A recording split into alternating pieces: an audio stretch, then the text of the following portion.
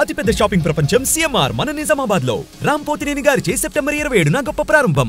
But అమ్మకి ఏదైనా కావాలంటే అడుగుతారమ్మా, చేస్తారమ్మా ఇప్పటికి? అది ఇదివరకు నాకు తెలియదు. మేము చూసుకుంటున్నాము. వీళ్ళు కూతురు ఉన్నారు కేరళలో, వాళ్ళు ఎవ్రీ మంత్ ఒక 4000 రూపీస్ ఈఎంఐ మా అత్తగారు ఖర్చుకి ఇస్తున్నారు.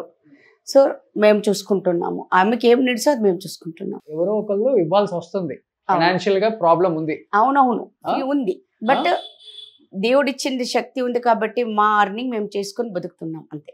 One thing, Roshan, everybody has problems. Everyko problem is there. 200% sir. You're there. Don't give up. Whatever problem is there, if Roshan is there, right? Don't give up. Give up in the sense, you know, no? Aitu. Adu beda. Overcome చేయాలి. Overcome చేయాలి. Everybody over. That interesting. Life will become interesting. So adu naate edak telusu adu. That's what I told you. அம்மா வந்து அவங்க sometimes கோவம் வரும், எல்லாம் பண்ணுவேன். But the thing is that அவங்க மாதிரி ஒரு அம்மா கிடைக்க மாட்டாங்க. అలాంటి అమ్మ ఉండదు. నాట్ ఫర్ హస్బెండ్, వాళ్ళ ముగ్గురు కొడుకులు ఇలాంటి మదర్ దొరకరు. No condition, nothing, very silent, very freedom. అన్న రఘువన్న సినిమాకి వచ్చేకి కూడా మూల కారణం మా అత్తగారే. మా మావయ్య గారికి సినిమా అంటే వద్దు వద్దు అనేసి వాళ్ళు హోటల్ లైన్ హెల్ప్ పనలేనా సొమ్ములంతా తీసిచ్చి ఈమె గోల్డ్ రఘుని చెన్నైకి పంపించింది. ఓకే, గిటార్ అంతా తీసిచ్చింది. సపోర్ట్ మా అత్తగారు సపోర్ట్ మా మావయ్యకి ఇష్టం లేదు. మూల కారణము మా రఘువన్నకు ఇంట్రెస్ట్ ని ఫోకస్ చేసి పంపించింది మా అత్తగారే. సూపర్.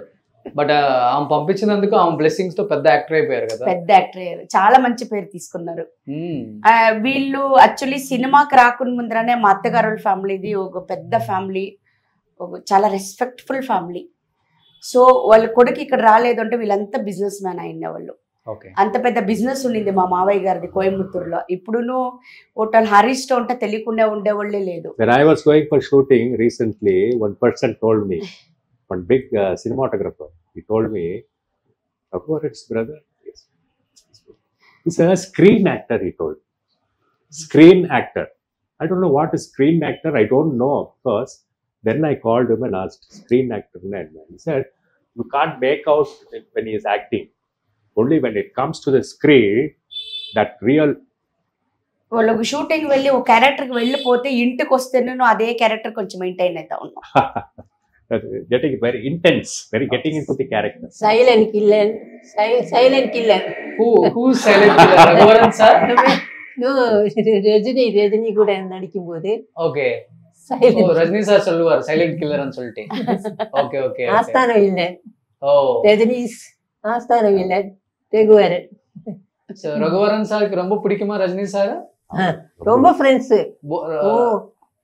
ஆஃப்டர்நூன் லஞ்ச் டைம்ல பிரேக் விட்டாங்கன்னா ஃபர்ஸ்ட் ரகுவரன் வந்து கொஞ்சம் ரிசர்வ்டு, கொஞ்சம் ரகுவரனை கூப்பிட்டு வா லஞ்ச் டைம் பிரேக்ல, ரகுவரனை கூப்பிட்டு வா அவர் போவாரு.